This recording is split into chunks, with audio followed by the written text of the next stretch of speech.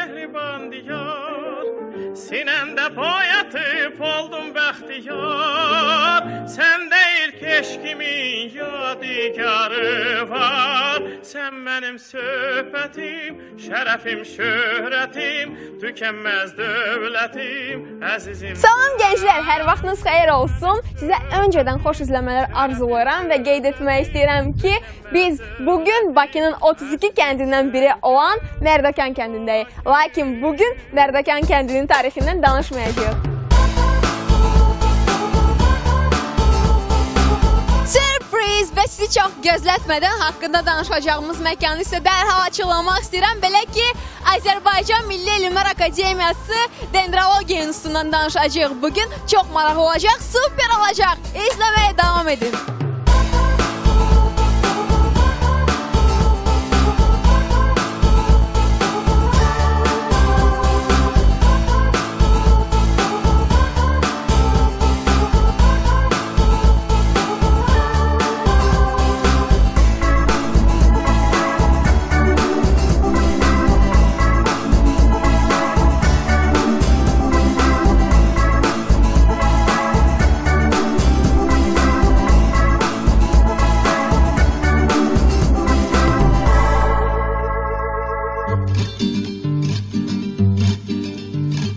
Dendraris sözü Yunan dilinə tərcümədə nadir ağaclar məskəni deməkdir. Elə bu parkda bu sözə tam uyğundur. Çünki burada 100-dən çox nadir ağac növü var ki, qırmızı kitaba daxil olub. Ərazinin ümumi sahəsi isə 12 hektardır.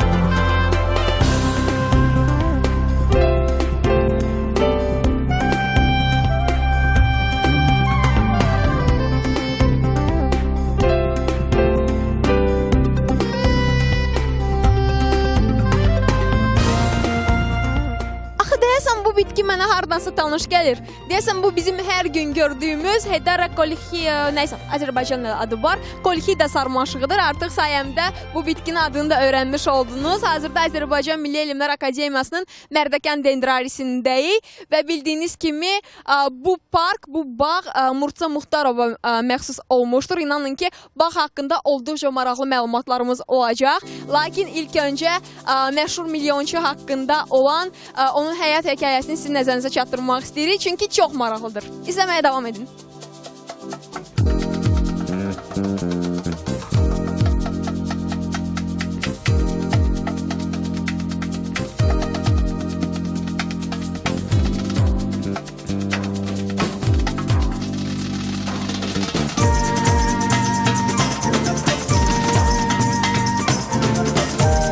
Gənclər, qapını xatırladınız. Məsələn, mən görən kimi dedim ki, bu o qapıdır. Bəli, bu o qapıdır. Hər halda siz də bir çox köhnə Azərbaycan filmlərindən bu qapını yaxşı tanıyırsınız. Məsələn, Arşın Malalan filmi məhz bu qapının ağzında Vəli səhnəsini xatırladınız. O səhnədə məhz bu qapı döyülərək içəriyə girilir. Necə ki, hazırda mən edəcəm.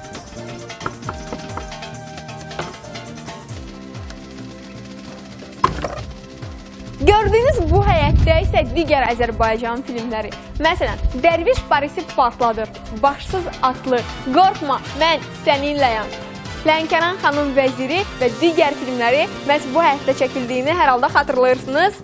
Necə də nostalji hisslər yaşadım.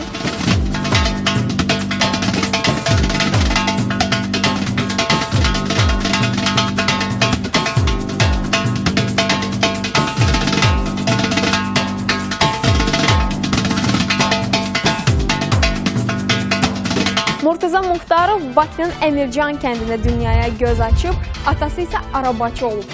Özü də lap kiçik yaşlarından atasına kömək etməyə çalışırdı. Demək olar ki, çox əziyyətli bir uşaqlıq dövrü keçirib. Gənc olanda isə Balaxanı neft mədənlərində fəhlə kimi fəaliyyətə başlayıb.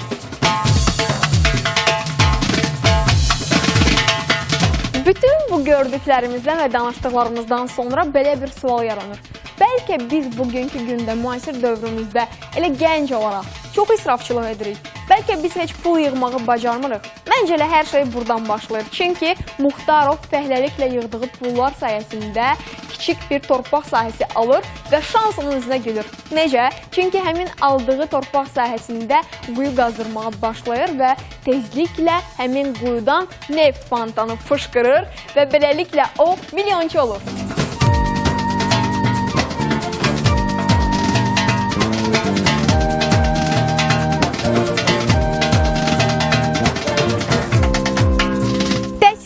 İmkanı olmasa da Muxtarov bacarığı ilə ustaların əlinə baxa-baxa tezliklə sənətini daha dərindən mənimsəmişdir və onu diplomsuz mütəxəssis adlandırırlar. Hətta Bakı qazıma sistemi adını verdiyi ixtirası isə dünyada olan yeganə belə kəşfdir.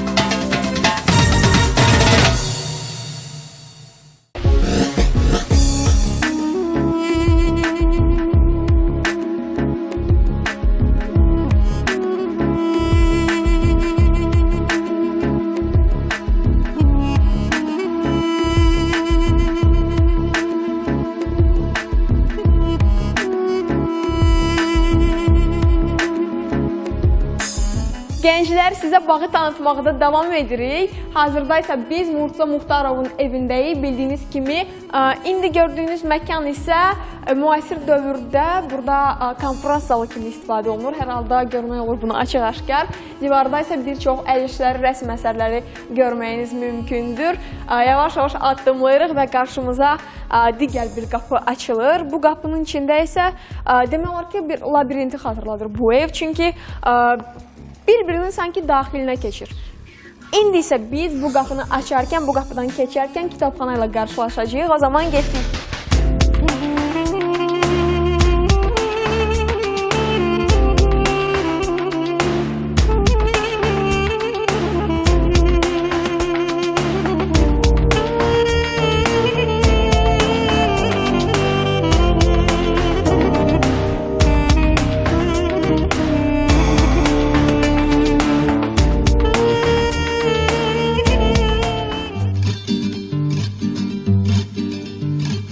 Murtuza Muxtarovun Azərbaycan tarixində çox böyük rolu var. Belə ki, o həmçinin xeyriyyəçi kimi tanınırdı. Hətta şəhərdə qarşısından keçdiyimiz bir çox binaları nəzər salsaq, fikir versək görərik ki, Murtuza Muxtarovun vəsaiti hesabına tikilib.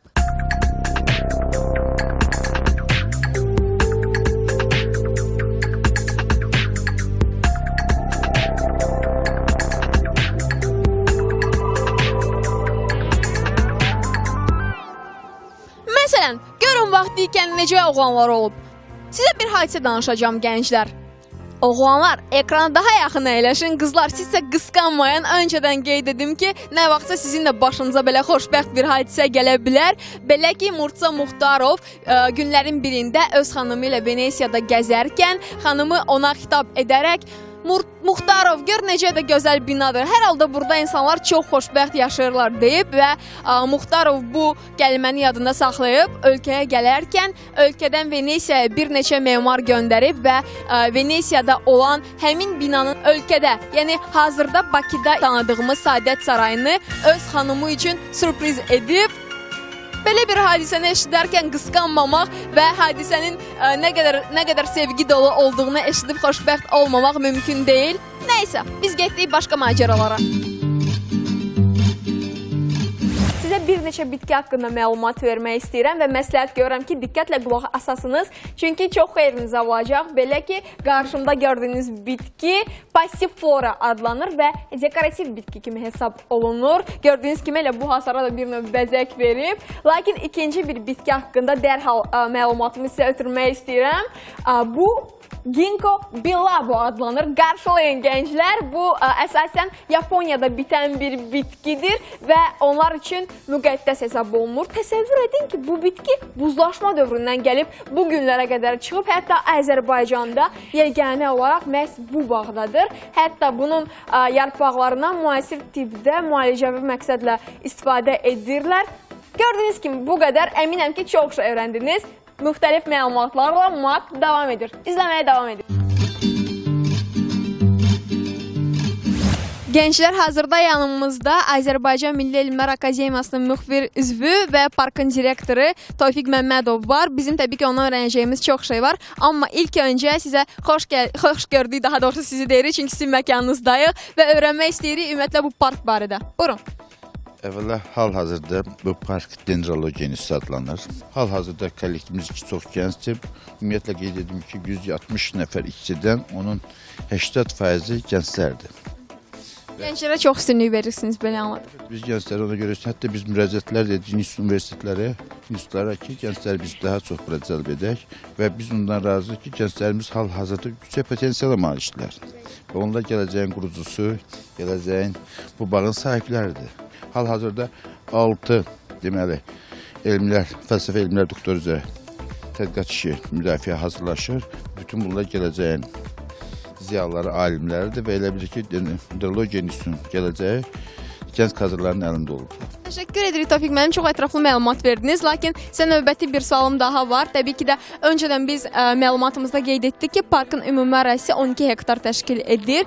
Bizə çox maraqlıdır ki, bu 12 hektarda neçə növ bitki növü var? Hal-hazırda Dendrologiya İnstitutu təcrübə sahəsində 661 növ ağac kol bitkisi təkcə, ümumilikdə isə 2800 növ. Hal-hazırda burada qırmızı kitaba düşən bitkilər, nadir nəsil kəsilməkdə olan xeyli ağac kol bitkisi vardır. Hardasa 160-a yaxını vardır. Eyni ilə dünyanın müxtəlif ölkələrində Abşeron introduksiya ilə bitkilər vardır ki, bizə də vaxtilə demək ki, məsələn, kalistimon olsun, mərsin olsun, feyuxa, məsələn, bu bitkilər heç və hibiskusların özləri heç və açıq şəraitdə bitmirdi. Artıq bizim apardığımız tədqiqat işləri nəticəsində alınmış toxumlarla əkilmiş bitkilər tam adaptasiya olmuş və bugün Abşeronda bir çox otaq bitkiləri açıq şəraitdə artıq becərilir. Daha çox hansı ölkələrdən gətirirsiniz bitki növlərini Azərbaycana? Cari ildə ölkə prezidentinin Singapur Botanika bağında olmuş və o bağ onu çox xoşuna gəlmişdir. Və biz qısa müddətdə həmin bağla əlaqəyə girib, oradan 178 növ bəzək bitkiləri gətirdik. Və hal-hazırda gördüyünüz bu iki istixanada şəraitində onların artıq biz çoxaltması ilə məşğul oluruq. Xeyli demək, bu bitkilər yerli şəraitdə adaptasiya olunur və tədricən bu bitkilərin açıq sahəyə köçürülməsi üzərində işlər apardı. Və elə bilir ki, 5-6 ildən sonra alakaziya, mimoza, fikusların bir çox növü və eləcə də drasenalar, onların hamısı elə bilir ki, 5-6 ildən sonra bizim park və bağları bəzəyəcək. Təşəkkür edirik və növbəti bir sualım daha var təbii ki də. Gün ərzində bura yerli və xarici turistlər və sakinlər müraciət edirlər. Çünki biz çəkiliş apardığımız zaman da burada çox əhalinin istirahət məqsədilə bura üz tutduğunu gördük. Ümumiyyətlə, il ərzində və yaxud da statistikaya görə ay ərzində fərqi yoxdur. Nə qədər bura ziyarətçilər qəbul edirsiniz? Hərdəsə 80-100 min. 80-100 min il ərzində? Təşəkkür edirik. Çox sağ olun. Sizə işlərinizdə uğurlar arzu edirik.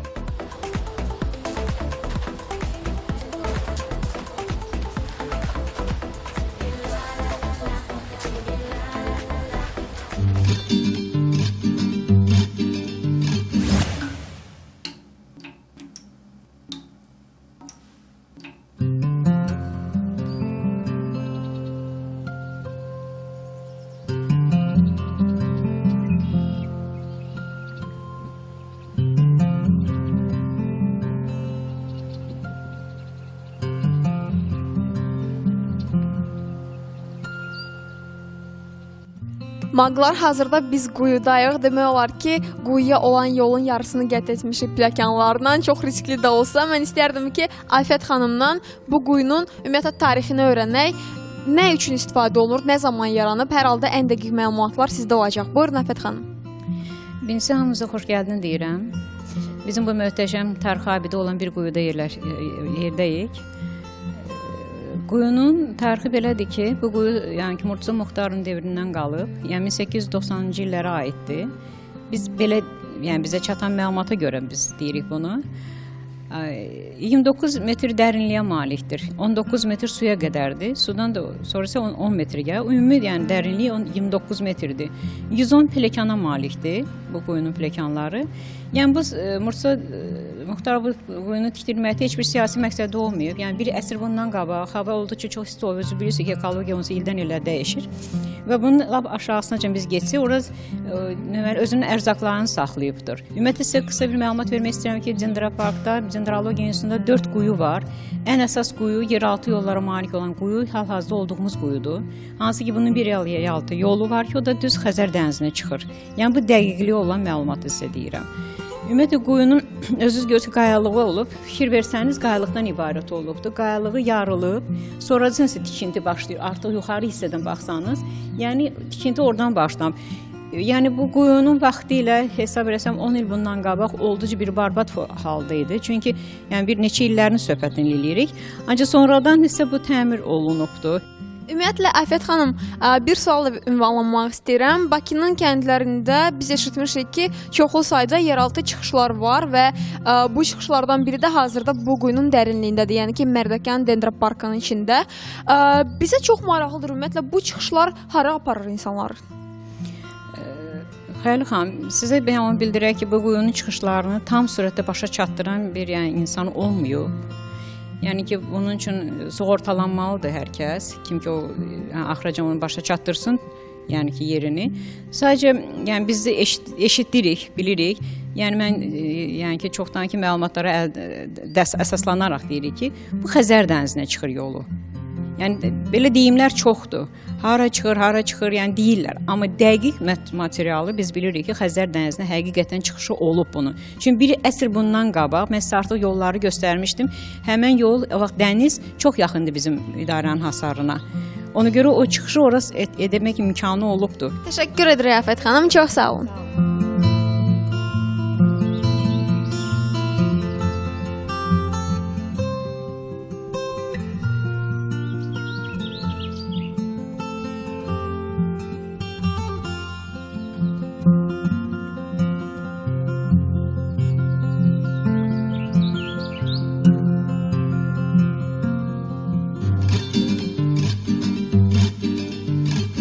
Maqlar, məndə sizlər üçün belə bir məlumat da var ki, vaxtilə buralar hündür qayalıqlar olub və buranın bağ formasına salınmaq üçün Lənkərandan tonlarca torpaqlar gətirilərək məhz bu vəziyyətlərə gətirilib çıxarılmışdır. Elə mən də burada analizlər aparam, görüm axırı necə olacaq. İzləməyə davam edin, məncə yaxşı olacaq.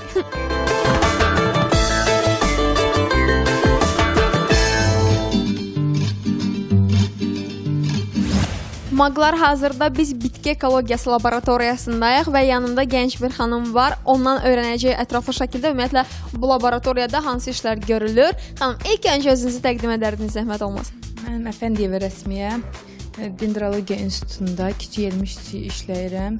Siz bu laboratoriyanın işi haqqında maraqlanmısınız. İlk öncə mən burada gördüyünüz aparatlar haqqında məlumat veririk ki, bizim əsasən laboratoriyanın işi nədən ibarətdir? Əsasən biz texnogen çirklənmiş ərazilərdən su nümunələri, torpaq nümunələri götürüb analiz edirik və torpağın suyun tərkibini öyrənirik. Bu aparatlar vasitəsilə biz atmosferdəki karbon qazının, oksigen qazının, dəm qazının və radiasiyanın miqdarını öyrənirik. Sonra biz həmin o öyrəndiyimiz demək rəqəmləri aylar üzrə, fəsillər üzrə ölçürük və diaqramlar, qrafiklər hazırlayırıq. Demək gördüyünüz bax bu paleontez aparatının köməkliyi ilə biz suyun tərkibində olan maqneziumu, sulfatı, dəmiri, xloru, sərbəst və birləşmə halında olan xlorun miqdarını öyrənirik. Çox gözəl. Mən istərdim ki, hazırda elə bu danışdıqlarımızı əyani də sübut elə, yəni praktikaya tətbiq edək. İçdiyimiz suyun nə dərəcədə ziyanlı və yaxud da zərərsiz olduğunu öyrənmək istəyiriksə, hazırda burada adi, qazsız, təbii bir su var. Bunu test edəcəyik. Rəsmiyə xanımla birgə zəhmət olmasa araşdırardınız. Elə bizə də çox maraqlıdır. Gördüyünüz bax bu aparat vasitəsilə biz suyun ümumi codluğunu öyrənirik. Demək suya salanda rəqəmlərlə siz diqqətlə baxsanız görəcəksiniz rəqəmlər dəyişir. Normativ yəni ki suyun ümumi tərkibində olan codluğun miqdarı nə qədər normaya yaxındır. Yəni normadan artıq olsa təbii ki biz məsləhət görürük ki bu su içməli deyil. Gördüyünüz bax bu suyun tərkibindəki normativ 181, demək göstərici 181-dir. Amma demək siz arxasında bu aparatın qeyd olunur ki su hansı miqdarda içməlidir. Demək görürsüz ki, 200-ə qədər olan suyun tərkibi, yəni codluq 200-ə qədər olan suda içməlidir. Uca artıq 200-dən yuxarı olduqda su içmə tam yararsız haldadır. Yəni istifadəyə yararsızdır. 500 demək göstərici 500 göstərirsə, demək bu su ümumiyyətlə heç məişətdə belə istifadə olunmamalıdır. Deməli bu suyu içmək olar. Yəni tam sağlam bir sudur, yoxsa tərkibində nə var? Codluğu mən digər elementləri öyrənmədim, sadəcə olaraq codluğunu öyrəndim. Yəni codluğu normativə çox yaxın bir rəqəmi göstərdi. Gözünüzün qabağında. Bəli, təşəkkür edirik. Sizdən artıq həyatımız üçün nə qədər əhəmiyyətli olan suyun burada nə dərəcədə normalara uyğun olduğunu öyrəndik. Biz isə getdik növbəti maraqlara. Dendroxronologiya laboratoriyası. Düz ünvandayıq. Deyəsən tam düz ünvandayıq, çünki mənə elə gəlir. Xoş gördük sizi, necəsiz? Xoş gəlmişsiniz xanım, çox sağ olun, yaxşısınız. Yaxşılıqdır, həmişə yaxşılıq olsun. İstərdim ki, ilk öncə özünüzü təqdim edəsiniz ki, ünsiyyətimiz rahatlaşsın. Bağırova Samirə, Dendroxronologiya laboratoriyasının böyük elm işçisi. Çox gözəl, məmnun olduq. İstərdim ümumiyyətlə bu laboratoriya haqqında məlumat verəsiniz. Mən burada ağaclar görürəm, müxtəlif ağaclar. Nə işə yarayır, nələr edirsiniz burada gün ərzində? Biz ağacları kəsmədən, onlara zədə yetirmədən ağacların yaşını öyrənirik, onların hansı ekoloji amillərə məruz qaldığını öyrənirik və yəni ağaclarda baş verən proseslərin 10 il əvvəl və 10 il sonra baş verə biləcək proseslərin haqqında məlumat verməyi, yəni bacarırıq. Bizim əlimizdə Dendroxronologiya laboratoriyamızda aparatlar vardır. Bu maket aparatıdır, rezoqraf aparatıdır və bu aparatlardan istifadə etməklə biz ağacların oduncağında olan proseslər dedim ki, hansı ki onlardan biz nümunələr götürürük bu formada. Belə bir nümunələrimiz olur ağaclardan. Bu nümunələr vasitəsilə biz ağaclara baxıb onların yaşını təyin edirik. Mən sizə göstərim. Nə ağacının? Bu şam ağacıdır. Şam ağacı. Bu ağacın 28 yaşı var. Bunu da həmin bu maket aparatı vasitəsilə bu ağacdan nümunə götürürük. Yəni kəsmədən, ağaca heç bir zədə yetirmədən belə bir formada nümunə götürürük və bu nümunə mən anladığım qədərilə bu hissədə bir boşluq var, bu ağaca daxil olur və onun içindən bu materialı çıxardırıq, bəli. Öyrənirik, yəni ağacın yaşını, ağacın arasında olan halqalara əsasən biz öyrənə bilirik ki, ağaclar hansı iqlim amillərinə məruz qalıb, ağacın inkişaf neçənci illərdə necə gedibdir. Məsələn, bu ağac 1986-cı ildə əkilmiş ağacdır. 28 yaşı var və buna baxmaqla biz deyə bilərik ki, məsələn, ilk illərdə ağaclara inkişaf necə gedib, sonrakı illərdə ağaclara inkişaf necə gedibdir. Bu maket aparatının funksiyasıdır. Amma bu rezoqraf aparatı vasitəsilə siz bilirsiniz ki, hal-hazırda belə təhlükəli yəni proseslər baş verir ki, ağaclar durduğu yerdə küləyin təsirindən, nəsə soyuqdan aşır, nəsə bir faciələr baş verir. Məsəl üçün biz bu rezoqraf aparatı vasitəsilə normal ağaca baxıb, ondan nümunə götürürük, müəyyən qrafiklər bizə əlimizdə əldə edirik. Və bu qrafiklərə əsasən biz bilə bilirik ki, ağac bərkdir, oduncağı zədə almayıbdır, heç bir zədəsi yoxdur. Məsəl üçün, neçə illər bu ağac öz funksiyasını davam elətdirə bilər. Amma bəzi ağaclar var ki, görünüşünə baxanda baxırsan çox normal ağacdır. Hansı ki, o ağacların içində oduncağı görürsünüz bu formada artıq çürümə baş veribdir. Biz ağac kəsilmədən onu bilə bilmirik. Amma bu rezoqraf aparatı vasitəsilə biz bunu da öyrənə bilirik ki, ağacların içində məsələn nə proseslər vardır, zədəlidir, zədəli deyil. Yəni bizim laboratoriya funksiyası bundan ibarətdir. Yəni bununla qurtarmır, işlərimiz çoxdur. Yəni qısa olmuş olsa, yəni belə bir Bilirəm, çox yorğunsunuz. Hətta içəriyə daxil olmamışdan öncə kadr arxasında qeyd etdiniz ki, o qədər yorğunam ki, hətta heç taqətim də qalmayıb. Amma məni bir sual da maraqlandırır, sizi çox yormayacağam. Məsələn, öyrəndiniz ki, bu ağac artıq köhnəlib, yəni qocalıb, içində çürümə başlayıb. Yəni nə edirsiniz? Onun qarşısını mı alırsınız, yoxsa elə belə də qalır? Bax, biz bu ağacları nümunə götürdük. Gördük ki, bu ağacın ortasında nəsə zədə var. Bizə qrafiklər var. Bu qrafiklərə əsasında onu göstərə bilərəm sizə. Zədə var. Biz öz işimizin dəqiqliyini sübut etmək üçün onsuz da gördük ki, yararsız ağacdır. Onu kəsdik və əmin olduq ki, həqiqətən bizim aparatımızın verdiyi cavab, göstərdiyi, yəni qrafiklər həqiqətən düzgündür. Kəsmirik, heç nə eləmirik. Yəni bizim məsləhətimiz bundan ibarət o ki, bu ağaclar uzun müddət yararlı ağaclar deyil də. Yəni yaxşı olar ki, hansısa bir faciə baş vermədən qabaq bu ağaclar kəsilsin, ya nəsə tədbirlər görülsün. Biz yəni bunu qabaqcadan məlumat verə bilirik. Diaqnoz qoyursunuz bir. Bəli. Çox gözəl, təşəkkür edirik. Doğrudan çox enerji xanımsınız. Baxmayaraq ki, yorğunsunuz. Elə gəncləri də sizin enerjinizdən burada ötürməyə çalışacağıq. Gənclər bizi izləməyə davam edin. Çünki hələ çox var.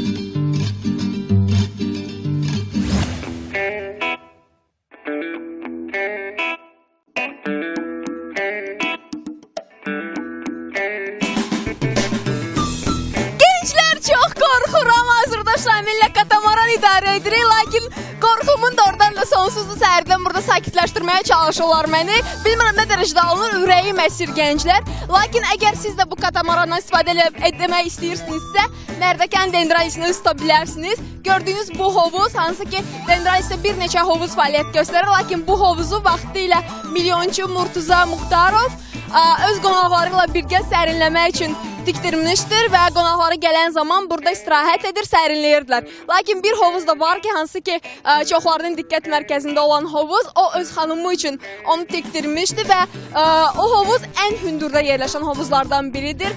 Uzunluğu eninə bərabərdir və xanım istirahət edən zaman kənar şəxslər ona maneçlik öyrətməsinlər deyə belə tikilmişdir məhz. Bəli.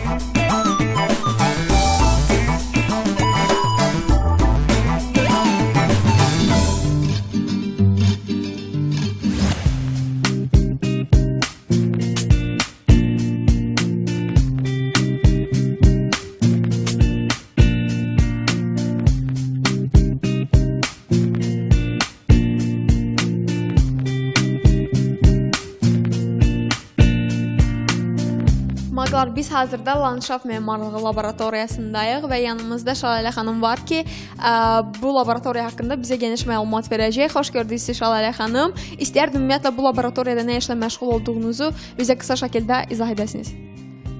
Landşaft memarlığı laboratoriyasının əsas fəaliyyəti Dendralin ərazisində və Bakı şəhərinin müxtəlif rayonlarında, parklarında, bağlarında müxtəlif formalı kompozisiyaların tərtibatıdır.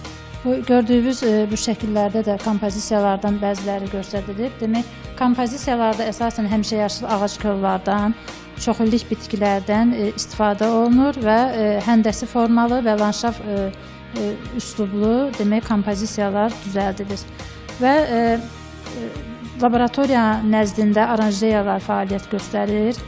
Aranjeyalarda, fond aranjeyalarda, orada da tropik və subtropik ölkələrdə müxtəlif demək, dekorativ kol və ot bitkiləri introduksiya olunmuşdur və orada becərilir, çoxaldılır və açıq sahədə bizim demək, çoxillik bitkilərimiz, bir illik bitkilərimiz var ki, onları da biz becərib, biokoloji xüsusiyyətlərini öyrənirik, çoxaldırıq və kompozisiyaların tərtibatında istifadə edirik. Çox gözəl, yaman çox işlə məşğul olursunuz. Bizə də o düşür ki, sizə işlərinizdə uğurlar arzulamaq və işiniz avand olsun demək. Təşəkkür edirik. MAQ bugün sizi Azərbaycan Milli Elmlər Akademiyası Dendrologiya İnstitutu ilə tanış etdi. Ümid edirəm ki, efirimizdən razı qaldınız, çoxlu məlumat topladınız. Əgər hər hansı bir fikriniz, sualınız və yaxud da bizə müraciət etmə səbəbiniz varsa, bizi Facebook səhifəmiz maxtv.az-dan izləyə bilərsiniz. Bütün fikirlərinizi mesaj bölməsinə yaza bilərsiniz. Hətta bu efirimizdən nələrsə qaçırdınızsa, heç həyəcanlanmayın, heç qorxmayın. Çünki YouTube kanalımız aktivdir hər zamanki kimi. MAQ TV Azərbaycan yazaraq bizim efirlərimizə təkrar baxa bilərsiniz. Bugünlük efirimizi elə buradaca sonlandırırıq və sizinlə sağollaşırıq. Hələlik!